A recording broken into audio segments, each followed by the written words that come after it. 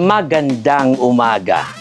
Only in Filipino do we greet the day with maganda, magandang umaga, magandang tanghali, magandang gabi. Everywhere in our islands, our local languages or dialects tend to greet with good. In Cebuano, maayong buntag. In Waray, maupay na kulop. In Ilocano, na imbag na rabii. All beautiful greetings, but they mean good. Tayo lang.